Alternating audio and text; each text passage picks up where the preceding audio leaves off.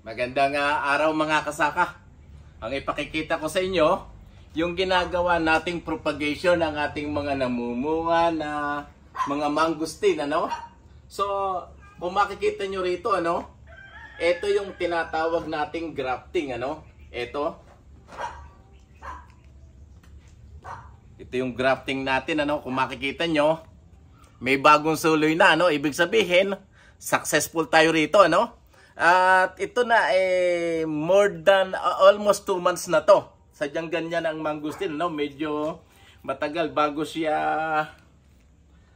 mag-shoot ng bago ulit, ano? Meron din tayo dito ng mga mangustin na hindi successful. Ito 'yon, ano? Mga hindi sila nag-success, ano? Yan. So, ilan din tong hindi successful, ano? So, may gagawin pa rin tayo diyan. Hindi naman natin siya itatapon, ano? Ito pa rin, ano, mga successful na may mga bago ng suloy, ano. Ito namang nandito, mga kasaka, ito yung tinatawag natin na propagation by inarcing, ano. So kung makikita ninyo, ito yung ating rootstock, ano. So dinikit natin sa isang sanga ng mangustin na namumunga, no. So dinikit natin ito halos 2 buwan na rin, ano. So, ibig sabihin na itong sangang ito ay dumikit na doon sa kanyang rootstock. Ang maganda pa rin, ano, kapag gagawa kayo ng inarcing, make sure na mahaba yung sanga. Para kapag hinarvest natin, pwede pa nating ilubog siya sa lupa. Sa ganon, parang nandun ang tinatawag na pagpapaugat natin, ano. So, may chance na umugat pa rin yung ating namumungang sanga, no, na ating pinopropagate, ano. Katulad nito, ito successful tayo, ano. Ibig sabihin dumikit na to. Kaya lang sobrang haba, no. 2 bagay ang pwede nating gawin diyan. Pwede nating putulin at magiging syon din ito na pwede nating iduktong dito sa ating namatay. At pwede rin nating gawin ating lalagyan ng additional rootstock, ano. Yan, ikakabit natin ganyan, ano? So, iniisip natin, ano ba maganda? Kabitan natin ng panibagong rootstock. Sige, kabitan natin ng panibagong rootstock, ano? So, gawin natin na ganon, ano? Kakabitan natin ng panibagong rootstock para sigurado na malaki na agad yung ating ang ating successful na propagation, ano? So, tanggalin mo natin to. Bawasan na natin, ano. Okay.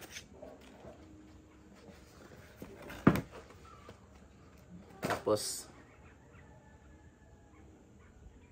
sa banda rito tayo magduduktong, ano. Dito siguro. Yan. Tanggalin natin to, ha. At titingnan natin, no. So bawasan natin ng lupa, no, para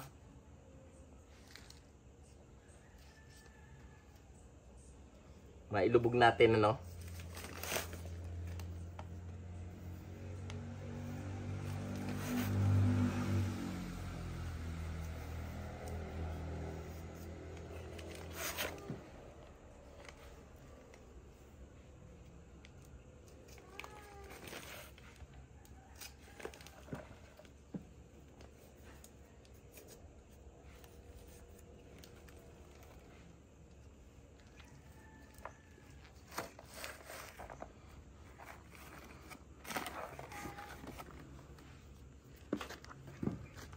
Ibaon natin yung ugat, ano.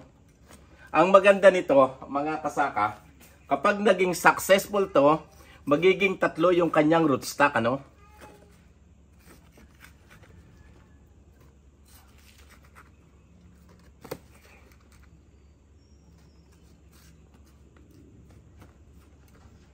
Okay na yan. So ilagay natin to, ano.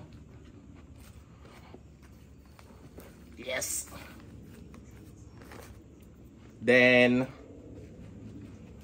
kakabit natin ngayon siya. Tingnan natin kung saan, ano, mas maganda. So dito, ano.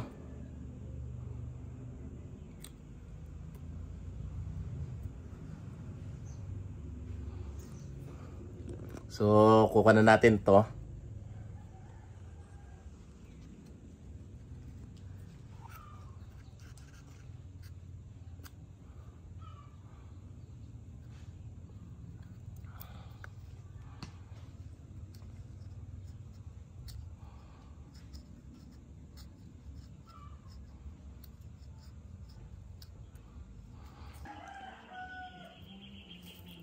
Ito mga kasaka, no?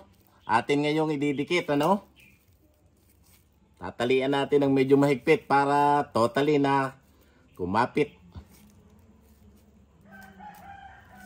Ang maganda nito mga kasaka, nakakasigurado tayo na in a year, 2 years time, mamumunga na rin to, no?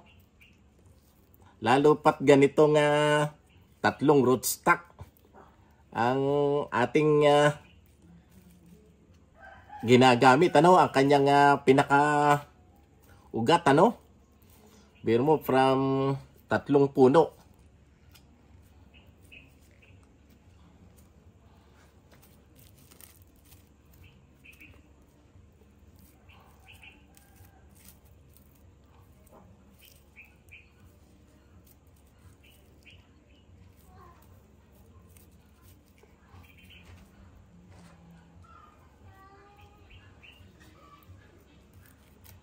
Ito mga kasaka, no? May isang yung rootstock, ano? Seedling. Then merong sanga na namumunga. Then ito yung seedling din. So tatlo nga yung rootstock, ano? Kapag sumuloy rito siya, pumapit ang ugat nito, mas mabilis na mamunga ang ating mangustin, ano? So itong maganda pag meron tayong mga namumunga ng mga mangustin, no? Makakagawa tayo ng mga iba't ibang pamamaraan ng tinatawag nating propagation. So medyo lang natin to, ha. Higpitan natin, ano?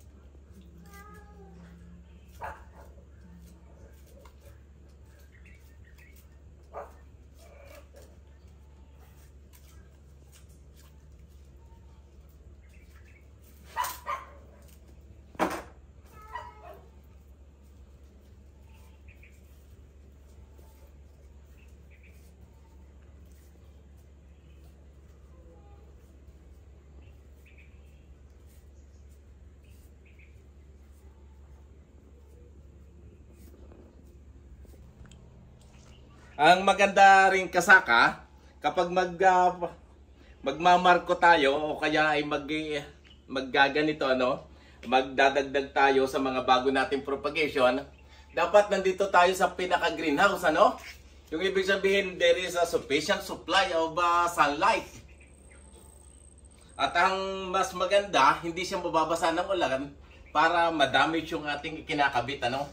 So itong kagandahan pag nandito tayo sa ang ating bubong nasisinaga ng araw, ano? So ito, lalagyan din natin itong santo. And another one, kukuha tayo rito ng hindi natin successful, ano? Ito, hali kayo. Hindi tayo naging success dito sa isang to. So ulitin natin.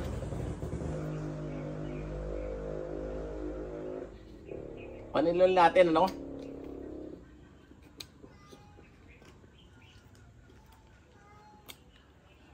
So dito na rin tayo kumuha sa ating propagation. Ito, may nakikita ko rito. Ito, kunan natin to, ano? At siya nating iduduktong. Pero pwede rin to, ano? Alin ba ang so ito na lang. Dito na lang.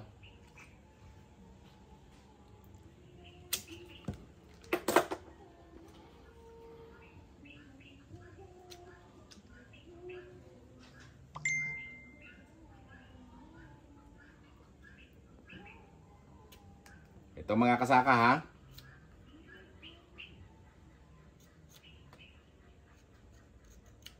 Importante may tirang balat, ha, sa magkabila. Para yun ang simula ng pagkapit, ha. Tapos, kunin lang natin, ano.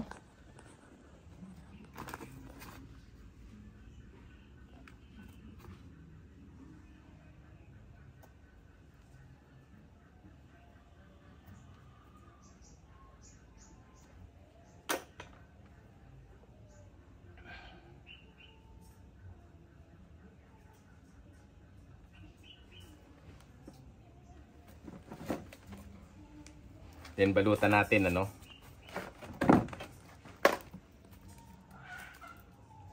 Hindi naman kasi sa lahat ng oras ay tagumpay agad tayo, no? So may nangyayari na merong hindi nagiging successful, ano? So ulitin lang natin, ano? Ito importante kaya binabalot natin ang todo para ding sugat, ano? Kinakailangan nating lagyan ng gasa para hindi ma-infeksyon. Ganun din ang halaman, ano?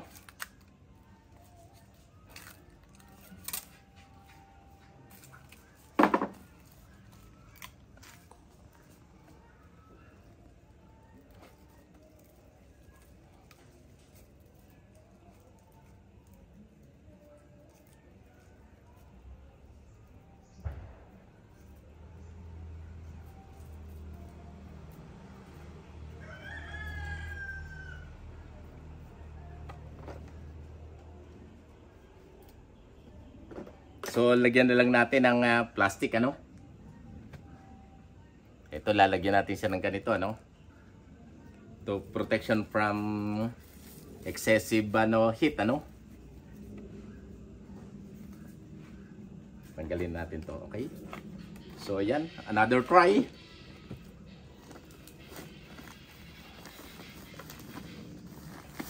So, ganito lamang mga kasaka. Kung paano tayo magpo-propagate at masisigurado natin ang ating mga itatanim na mangustin ay mamumunga sa loob ng 1 hanggang 2 taon, ano? Kaya mga kasaka, no? Akin sinasabi sa inyo na lagi nyo panoorin ang aking mga video para sa mga makabago, makalumang pamamaraan para sa pagpapunlad ng ating agrikultura, pagpapunlad ng ating kabuhayan, ano? Para sa masaganang kinabukasan natin, ano? Hanggang dito na lamang at maraming salamat sa pag-subscribe, panonood ng aking video. God bless us all.